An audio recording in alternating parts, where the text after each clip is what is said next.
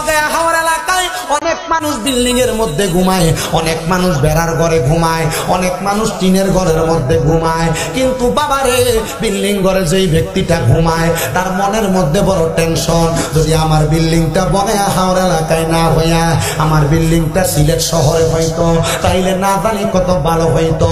কিন্তু বান্দা জানে না, বান্দা যদি শুকরিয়া আদায় করত আমার আল্লাহ তাআলা বান্দার সিলেট শহরের চাইতে বগায়া হাওরে ছোট্ট ঘরেও শান্তি দান করত। অনেক মানুষ দিনে 300 টাকা কামাই করে, অনেকে 500 টাকা কামাই করে, অনেকে 1000, 1500, 2000 টাকা ইনকাম করে। কিন্তু বাবারে যেই ব্যক্তি 500 টাকা কামাই করে তার মনের মধ্যে একটা চিন্তা থাকে, আমি যদি 500 টাকা ইনকাম না কইরা বেশি ইনকাম করতে পারতাম তাইলে আমার আল্লাহ তাআলা আমারে আরো বেশি করে সুন্দর করে বাঁচার তৌফিক দিত। কিন্তু বান্দা জানে না, বান্দা যদি 500 টাকা ইনকাম করার পর আমার আল্লাহ তাআলার শুকরিয়া আদায় করত, আমার আল্লাহ তাআলা বান্দারে 500 টাকার মধ্যে 5000 টাকার বরকত দান করত। কথা কোন না ঠিক কিনা? এই জন্য আমার নবী রাহমাতুল লিল আলামিন নবী আমার জানিয়ে দেন উম্মতের দলেরা, দুনিয়ার জমিনের মধ্যে সেই উম্মতেরা বেঁচে আছো তোমরা বেশি বেশি আল্লাহর শুকরিয়া আদায় করো। ও মায়ের নবী আপনার কাছে আমি জানতে চাই গো নবী, আপনি বলেন না আল্লাহ তাআলার শুকরিয়া আদায় করলে লাভটা কি হবে? নবী আমার বলে উম্মতের দলেরা, আল্লাহ তাআলার শুকরিয়া যখন কোনো বান্দা আদায় করে আমার আল্লাহ তাআলা ওই বান্দাটার নিয়ামত বাড়ায়া দেয়। কেমন নিয়ামত বাড়ায়া দেয় এই কথাটা আমি একটু আমার পর্দার অন্তরালের মাদের উদ্দেশ্যে বলতে চাই। এ আমার হাজার পাড়ার বগায়া হাওর এলাকার পর্দার অন্তরালের মা, তোমার স্বামী যদি অল্প টাকা ইনকাম করে মাঝে মাঝে তুমি তোমার স্বামীকে তুলনা দাও, অন্যের সাথে তুলনা দাও যে তোমার ছোট ভাই এত টাকা কামাই করে তুমি কেন করতে পারো না, তোমার পাশের বাড়ির লোকটা এত বেশি টাকা কামাই করে তুমি কেন করতে পারো না। মা গো মা, মনে রাখবেন এটা কিন্তু আপনার স্বামীর হাতে না, এটা স্বয়ং আল্লাহ তাআলার হাতে। আমার আল্লাহই তো বলেছেন আল্লাহ কারোর সাধ্যের বাহিরে কোনো কিছু চাপায়া দেয় না। আপনার স্বামী অল্প কামাই কইরা এই টাকাটা গ্রহণ করার যোগ্য, আপনার স্বামী এর চাইতে বেশি কামাই করার যোগ্য না। এই জন্য আমার আল্লাহ তাআলা আপনার এর চাইতে বেশি দেয় না। আর বেশি দিয়েছিল ফেরাউনকে, বেশি দিয়েছিল নমরুদকে। তাকে দেখেন নমরুদের যত সম্পদ, আপনার এলাকার যত বাড়ির সাথে কিচির মিচির করে যেগুলা দেখতে পান এগুলা তো দুনিয়ার কোনো স্বর্ণ না, এগুলা হলো ওই নমরুদের সম্পদ গুলা কিচির মিচির করে। কারণ তারে বলা হয়েছিল তুমি তোমার সম্পদের যাকাত আদায় করো, সে কয় না যাকাত আদায় করব না, আমি আমার নিজের অর্জনের সম্পদ কেন যাকাত দিব, মানুষকে প্রদান করব। আমার আল্লাহ তাআলা কয় এ নমরুদ শুনে রাখো রে, তুমি যে আমি আল্লাহ তাআলার কাছে চ্যালেঞ্জ করতেছো, আমি আল্লাহর আদেশ মানো না, তুমি যে দুনিয়ার জমিনের মধ্যে মানুষের মাঝে দান সৎকা করো না, আমি আল্লাহ তাআলা ঘোষণা করে দিলাম অল্প কিছুক্ষণের মধ্যে তুমি নমরুদ এবং ফেরাউনের সকল সম্পদ মাটির সাথে ধুলির সাথে হয়ে যাবে। এবার আপনারা বলেন সম্পদ দেওয়ার মালিক তো আল্লাহ, অহংকার করলে ওই সম্পদ ধ্বংস করে দেয় একজন, তিনি কে? আল্লাহর আওয়াজটা আসতে হয়েছে, ডান হাত তুলে বলেন তিনি কে? মুহাব্বতের আওয়াজে 2 হাত তুলে বলেন আল্লাহু আকবার। মুহাব্বতের আওয়াজে কন্যা ইয়া রাসূলুল্লাহ। হে মুসলমানের দলেরা, কিন্তু দুনিয়ার জমিনের মধ্যে সম্পদ নিয়ে বড়াই করতে করতে মানুষ অহংকারের তাকাব্বুরির কারণে দুনিয়াতে বাহাদুরি বাইরা যায়, তার পাওটা নিচের মধ্যে লাগে না। সম্পদের মালিক হওয়ার কারণে রাস্তা দিয়ে যাওয়ার সময় একজন আরেকজনের সালামও দেয় না। আগে এই ব্যক্তি মানুষের কাছ থেকে ছায়া খাইতো, নতুন পয়সা হলা হওয়ার কারণে মানুষের এবার সালামও দেয় না। এবার আপনারা বলেন এমন অহংকারী মার্কা লোক বাংলা সমাজে আছে না নাই? এ মুসলমান ইমানদার,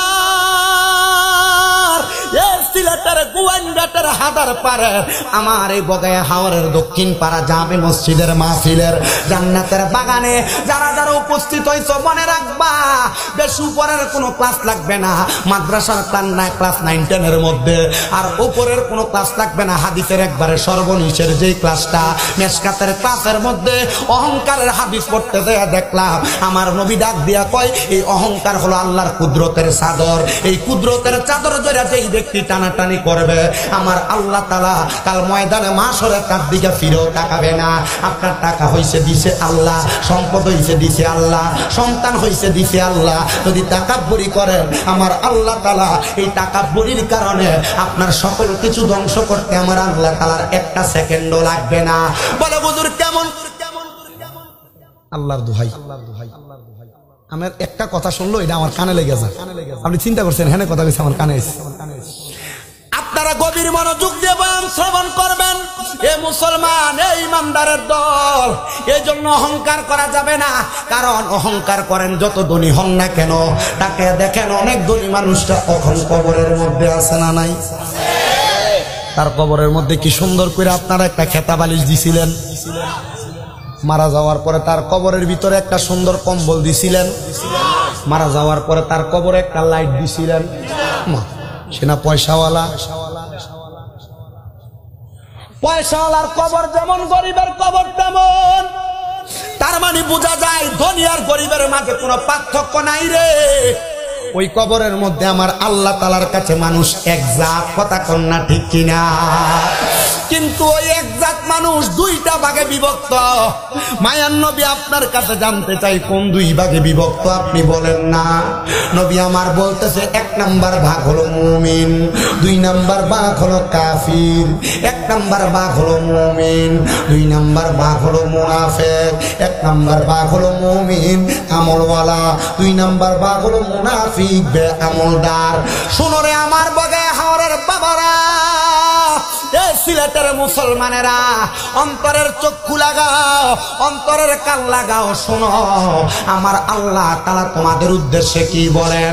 আল্লাহ তাআলা বেঈমান বান্দাদের উদ্দেশ্যে কোরআন কারীমে ঘোষণা করে, বিসমিল্লাহির রাহমানির রাহিম, ইন্নাল্লাযীনা কাফারু মিন আহলিল কিতাবি ওয়াল মুশরিকিনা ফী নারি জাহান্নামা খালিদিনা ফীহা উলাইকা হুম শাররুল বারিয়া। একটা জবান বন্ধ রাখবেন না, জবান খুলে উচ্চ কণ্ঠে জোরে জোরে পড়েন আল্লাহু আকবার। এক কোনাটা দিয়া মনে হয় আল্লাহু আকবার কইলে তার খুব কষ্ট হয়। একবারটা ভিক্ষা করবার লেগে গেছিল। কি করতে গেছিল? ভিক্ষা করতে গেছে। এর সামনে মাশাআল্লাহ একটা ভাঙা টিনের ঘর। এই টিনের ঘর দেখে চিন্তা করলো ভাঙা বাড়ি তো, লগে 10 তলা বিল্ডিং, বড় লন্ডনের বাড়ি। এ ভাঙা টিনের ঘরের সামনে যায়, আল্লাহর রাস্তায় ভিক্ষা দেন। চিন্তা করলো টিনের ঘরে আর কতই ভিক্ষা দিব, 5-10 টাকা যা দিয়ে নিয়ে আসে। তো 5 টাকায় ভিক্ষা দিছে, দোয়া করছে আল্লাহ যে আমার 5 টাকা ভিক্ষা দিছে তুমি তার লাখ টাকার মালিক বানায় দাও। উনি খুব খুশি হয়ে গেছে মাশাআল্লাহ, ফকিরে 5 টাকা ভিক্ষা দিলাম আর আমার লাগে লাখ টাকা দোয়া করলো, আল্লাহ যদি লাখ টাকার মালিক আমি একটা সুন্দর ঘর বানাইতে পারবো নাকি। খুশি হয়েছে। পাশে আবার 10 তলার সামনে গেছে, 10 তলার সামনে দেখা করতেছে আল্লাহর রাস্তায় আমারও ভিক্ষা দেন। এখন 10 তলার মালিক বাইরে হয়ে এসে আর 5 টাকা ভিক্ষা দিচ্ছে। দোয়া করছে আল্লাহ তোরও 10 লাখ লাখ টাকার মালিক বানায়। 10 তলার মালিক ধমক দেয়, আমার বাড়ি দেখছস, আমি কি লাখ টাকার মালিকের যোগ্য? না, এই বাড়ি যে বানাইছি কোটি টাকা গেছে না, তুই লাখ টাকার দোয়া করলি, দোয়া তো আমার কাম হইতো না, টিয়া ফিরত দে। না, আপনার পাশে যে বাড়ি ভাঙা টিনের ঘরে 5 টাকা দিছিল, এই দোয়াটাই করছিলাম, তো যেমন টাকা এমন দোয়া করছি। পরে বেটা পকেট থেকে 500 টাকার নোট বাইর করে দিয়ে বাবা একটু দোয়াটা বাড়াই কর। পরে হ্যাঁ দোয়া করছে আল্লাহ তুমি তারা যা সম্পদ দিছো এর থেকে আরো বেশি সম্পদ দান করো। আমি আপনারা আল্লাহু আকবার বলতে বলি আর আপনারা আল্লাহু আকবার বলেন, যে একটা আওয়াজ দেন আপনারা আওয়াজ অনুযায়ী ওয়াজ হবে। এবার সিদ্ধান্ত আপনারা। দেখি একবার কোনটা, এবার আল্লাহু আকবার।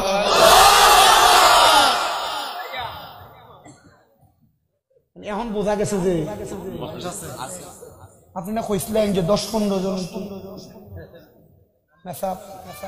বুঝছেন না, কতলাই বাজে বুঝছেন না। তুমি আমার আওয়ার টাইমে টাইমে ঠিক আমি 6:18 আমার বাড়ির সামনে আইছি, যে আমার ও টাইমে দিতা তাহলে দেখতা উল্টে দেখাইতাম ইনশাআল্লাহ। কি হইতো কিতা হয় না আপনারা দিছো না তুমি আমার বইয়া, তোমরা ও টাইম নষ্ট করছো 48 মিনিট সময়। হ্যাঁ জি না জি না, আমি 1 ঘন্টা 20 মিনিট ওয়াজ করি, এর থেকে বেশি ওয়াজ করি না। আমি ফালতু কথা দিয়ে সময় নষ্ট করার সময় আমার কাছে নাই। আমি যতক্ষণ কথা বলবো, আমি এতক্ষণ যে কথা বলছি একটা কথা ফালতু আছে? কথাগুলোতে আপনার আমলে আখলাকে জিন্দেগিতে বাস্তবায়ন করলে লাভ হবে, বিশ্বাস আছে না নাই? কার কার আছে ডান হাত তুলে দেখান। জবান বলা নাই কি?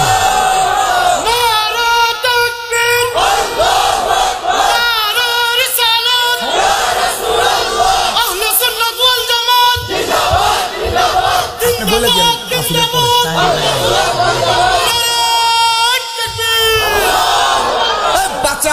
ইসলাম বাঁচাও দেশ, শাহজালালের তলোয়ার তোরা তো আসতে মাতিনি, আরো দূরে শাহজালালের তলোয়ার।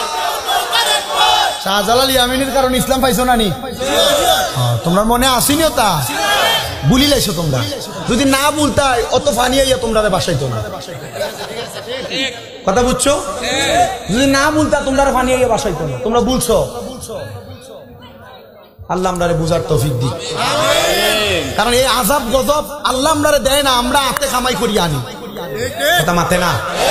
রসুল কইছেন তিরমিজি শরীফ 2211 নম্বর হাদিস, রসুলের বাণী, রসুল কইছেন যে যখন দেখবা উম্মতের মাঝে 15টা কামর বাদ মাতন নি আপনারা লেখান বুঝুন না আমার মা, আমিও পারি মোটামুটি, আমার মাহফিল বেশিরভাগ ও সিলট কিতা হবিগঞ্জ মিলাই খেলা করতাম, বিশ্বনাথ একবার গেছিলাম মনে আছে আমার, আর বেশি গেছি না। আচ্ছা যাক, আর কবুল করুক, আমিন পড়েন। রসুল বলছেন যখন 15টা কাজ হবে উম্মতের মাঝে প্রকাশ্য, তখন মনে করবা তোমাদেরকে আযাব গজব পাকড়াও করে। সাহাবায়ে কেরাম বলে নবীজি কি কি কাজ?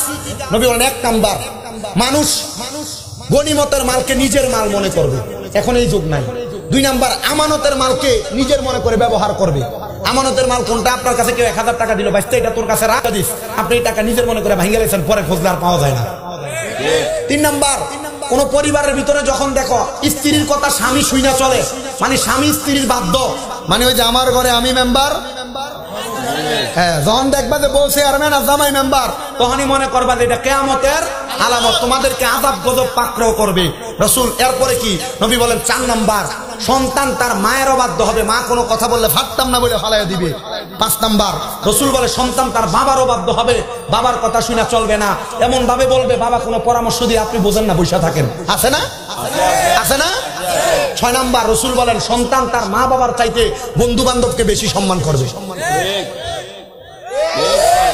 বহুত পোলাপান মা বাপরে বাদ দেয় না, বন্ধু বান্ধব করে লইয়া বারবিকিউ পার্টি দেয়, কথা বল না কেন?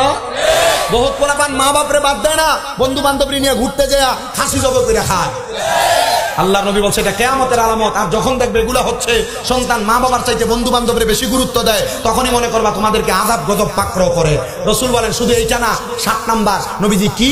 নবীজি বলছেন 7 নাম্বার হলো মানুষ নিকৃষ্ট নিকৃষ্ট ব্যক্তিদেরকে সমাজের নেতা বানাইব। নিকৃষ্ট ব্যক্তি কি? দেখবা সুদখুররে ধরে নিয়ে মসজিদের সভাপতি বানায়, ঘুষখুররে ধরে নিয়ে মসজিদের সেক্রেটারি বানায়, এলাকার একবারে বাজে লোকটারে ধরে নিয়ে মসজিদ কমিটি আর এলাকার সর্দার মাতাব্বরের দায়িত্ব দেয়। কথা বলেন আছে না নাই?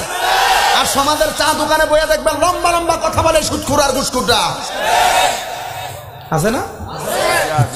শুধু তাই না, নবীজি বলে এরপর মানুষ একজন আরেকজনের অনিষ্টতা থেকে বাঁচার জন্য, একজন আরেকজনের অনিষ্টতা থেকে বাঁচার জন্য তাকে সম্মান করবে, সালাম দিবে। দেখবেন এমন অনেক লোক আছে এলাকায়, এরা দেখলে ডরে সালাম দেয়, আসসালামু আলাইকুম সাহেব, কিছু দিয়ে গেলে তোর উপর খুদার গুজব পুরু মাথে না। আমার ফোনটাও গেছে কি ভরিয়ে দেখো, আছে আছে আছে আছে, তাহলে আছে না আযাব গজব?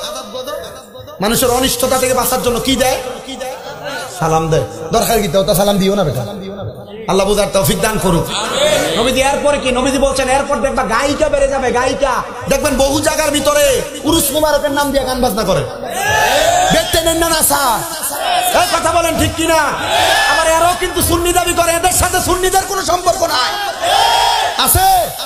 এদের কারণে আল্লাহর ওলিদের বদনাম হয়, কারণ এরা পেছন দিয়ে উরুস মুবারকের নাম দিয়ে মহিলা দিয়ে বাউল গান করায়। আহলে সুন্নাত ওয়াল জামাত বাউল গান নামক বেহায়াপনাকে সাপোর্ট করে না, এদের কারণে আহলে সুন্নাত ওয়াল জামাতের বদনাম। কথা বলেন ঠিক কিনা? সুন্নিদেরকে ভণ্ড বলতে সাবধান, যারা ভণ্ডামি করে তাদের সাথে সুন্নিরা নাই। নবী বলেন এরপরে দেখবা তোমাদের মাঝে নতুন নতুন বাদ্যযন্ত্রের আবিষ্কার হয়ে গেছে। নবী নতুন বাদ্যযন্ত্র কি? রহমতের নবী বলছেন নতুন বাদ্যযন্ত্র হইল, আগে বিয়ের মধ্যে নারীরা কোন রকম গীত গেয়ে বিয়ে শেষ করে লাইত, আর এখন দেখবেন এমন ডিজে ভাটের কনসার্ট লাগায়, ডেকসেটের দুপুর দুপুর দুপুর দুপুর বাড়িতে বাড়িতে মানুষ ঘুমাইতেও পারে না, তার হাড়ে ব্যথা শুরু হয়ে থাকে। কথা কই না ঠিক কি নিয়ে? মুসলমান কবরে যাইবা আর তুমি আল্লাহ তাআলার রহমতের কামনা করবা, জি না, সবে বরাতেও তোমাদেরকে রহমত দেওয়া হবে না, কারণ তুমি হারাম কাজ করবা আর সবে বরাতের রাইতে যে আল্লাহর কাছে কানবা, এই মুসলমানদেরকে সবে বরাতেও মাফ দেওয়া হবে না। সাবধান, এখন থেকে তওবা করো, আল্লাহ বুঝার তৌফিক দান করুন, করে না। নবীজি এরপর কি হবে? নবী বলছেন এরপর সর্বশেষ যেটা। ইয়া রাসূলুল্লাহ কোনটা? বলে উম্মতের মধ্যে এমন কিছু লোক বের হবে যারা বলবে আমাদের কথা সত্য, আগে যে আলেমরা ফতোয়া দিয়ে গেছে এদের কথা সত্য না। বলে কি বলে না? কথা বলে না, বলে কি বলে না? আল্লাহ বুঝার তৌফিক দান করুন, জোরে পড়েন আমিন, আর মুহাব্বতে পড়েন আমিন। আমি আমার ওয়াজের ধারা আবার শুরু করার আগে একটু দুরূদ শরীফ পড়েন। আল্লাহুম্মা ও সাহাবী শুন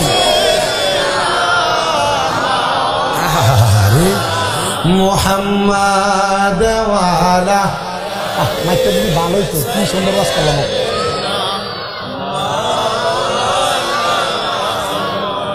জগৎ পাগল কাবার জন্য, কাবা পাগল মাবুদের, আমার মাবুদ পাগল দয়াল নবীজির, নবীজি পাগল উম্মতের আল্লাহুম্মা।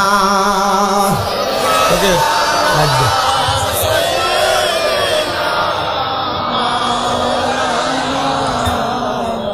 وعلى آل سيدنا। এবার বলেন আযাব গজব কি আল্লাহ দেয় না আমরা কামাই করে আনি? ও মুসলমান, এজন্য পাপাচার কাজগুলা ত্যাগ করা লাগবে যেন আযাব গজব আমাদের কাছে না আসে। বলে হুজুর বুঝতে পারলাম আযাব গজব আসবে না, এরপর আমাদেরকে আরো কয়েকটা রাস্তার কথা বলে দিয়ে যান যেন আমরা আযাব গজব থেকে বেঁচে যাই। এ মাহফিল কমিটির ভাইরা যারা এখানে দাঁড়ায় আছেন, একজনকেও বসতে বলবেন না, আপনি নিজ দায়িত্বে নিজে বসেন, অন্যকে বসাতে বলার দরকার নাই। যার মন চাইবে তারা নিজে আসবে, এখানে কাউকে ডাইকেই না বসাই নাই, এমনি এমনি নবীর প্রেমের বিনবাসীর আওয়াজ শুই না চলে আসছে। ও মুসলমান, এবার বলেন কবরে যে যাব ওই কবর কথাটা কি সত্য না মিথ্যা? কিন্তু মুসলমান, ওই কবরে জানেওয়ালা ব্যক্তির জাত হইল দুইটা, একটা মুমিন একটা মুনাফিক, একটা মুমিন একটা বেনামাজি, একটা মুমিন একটা হারামখোর, একটা মুমিন একটা সুদখোর, একটা মুমিন একটা মিথ্যুক, একটা মুমিন একটা গালিগালাজ করনেওয়ালা, একটা মুমিন একটা সমাজে ফায়সা কথা বলনেওয়ালা, একটা মুমিন আর একটা হইল মানুষের সম্পদ দখল করনেওয়ালা। এই দুই জাতের মানুষের দুইটা ধরন হবে মরার পরে। আমি আমার এই কথাগুলা বইলা আপনাদের কাছ থেকে বিদায় নিয়ে চলে যাব রে বাবারা। ওই মুমিন মুসলমানের অবস্থাটা কেমন হবে শুইনালাও, আর বেঈমানের অবস্থা কেমন হবে শুইনালাও। এ বগে হাওরের বাবারা, আপনাদের এলাকার কত মানুষ মারা যায়, মারা যাওয়ার সময় বিছানায় প্রস্রাব পায়খানা করে দেয়, কত মানুষ মারা যায়, মারা যাওয়ার সময় জিহ্বায় কামড় দিয়ে মারা যায়, কত মানুষ মারা যায়, মারা যাওয়ার সময় নাকে মুখে দিয়ে রক্ত বের হয়, কত মানুষ মারা যায়, মারা যাওয়ার সময় চোখগুলা উল্টে দেয়, কত মানুষ মারা যায়, মারা যাওয়ার সময় মানুষগুলা দুনিয়ার জমিনের মধ্যে আঘাতপ্রাপ্ত হয়ে মারা যায়। আপনারা বলেন এমন অবস্থা আছে না নাই? এ মুসলমান, একটাবারও কি চিন্তা করেছো হুজুর কষ্ট পেয়ে মারা যায় কারা? বলে কোন বেঈমান বেআমল খারাপ লোক বাজে লোক যদি মারা যায়, তার মারা যাওয়ার সময় আমার আল্লাহ তাআলা আজরাইল আলাইহিস সালাতু ওয়াস সালামের আগে দুইটা ফেরেশতা ওই বেঈমান বেআমল বান্দার সামনে পাঠায়। ওই দুইটা ফেরেশতার চোখের কালারটা হয় নীল কালার। কি কালার? নীল বর্ণের কালার হয়। ওই চোখগুলা নিয়ে যখন ফেরেশতারা দাঁড়ায় যায়, এবার ওই চোখগুলা নিয়ে দাঁড়ানোর সাথে সাথে বান্দাটা ওই বান্দার চেহারার দিকে তাকায়া, ফেরেশতার দিকে তাকায়া বয়ে বিছানার মধ্যে প্রস্রাব পায়খানা করে দেয়। হায় রে মুসলমান ইমানদারেরা, তখন তুমি যদি প্রস্রাব পায়খানা করে দাও মরার সময়, তাইলে মানুষ মনে করবে মনে হয় আজরাইলের আগে ওই দুইটা ফেরেশতার চেহারা দেইখা মারা গেছে। না রে মুসলমান, এরপরে আমার আল্লাহ পাক রব্বুল আলামিন একটা বান্দার সামনে আমার আল্লাহ তাআলা একটা না দুইটা না তিনটা না, একটা না দুইটা না তিনটা না, আজরাইল আলাইহিস সালাতু ওয়াস সালামকে ডাইরেক্ট পাঠিয়ে দেয়। আজরাইল তার রূহ কবজ করার জন্য বান্দার সঙ্গে কথোপকথন করার চেষ্টা করে। ওই সময় বান্দা আজরাইলকে বলতে থাকে, আজরাইল আমি আমার মরণের কোনো সামান রেডি করি নাই, আজরাইল তুমি আমারে বলো না আমি কেমন করে মরবো, আমি মরলে কষ্ট পাবো, হায় রে মুসলমান, কথা বলার সময় বান্দার দুই চোয়ালের মাঝখানে দিব্যাটা কামড় উপরে আটকায়া যায়। এবার বান্দা তার চোখের ইশারা দিয়ে আজরাইলকে বোঝানোর চেষ্টা করে, বান্দার চোখের ইশারা দিয়ে বোঝাইতে পারে না, বান্দার চোখের ইশারা দিয়ে বোঝাইতে পারে না। তখন আজরাইলের ভয়ঙ্কর চেহারা দেইখা বান্দার চোখগুলো একবার উপরে উঠা যায়, বান্দার চোখগুলা উল্টে যায়। ও মুসলমানেরা, এবার আজরাইল আইসা বান্দার বুকের মধ্যে যখন হাত দেয়, বান্দার গাড়ের সাহারক গুলা ছিঁড়া যায়, হাতের রক গুলা ছিঁড়া যায়, পায়ের রক গুলা ছিঁড়া যায়। তখন শরীরটা টান টান শক্ত হয়ে যায়। এ মুসলমান,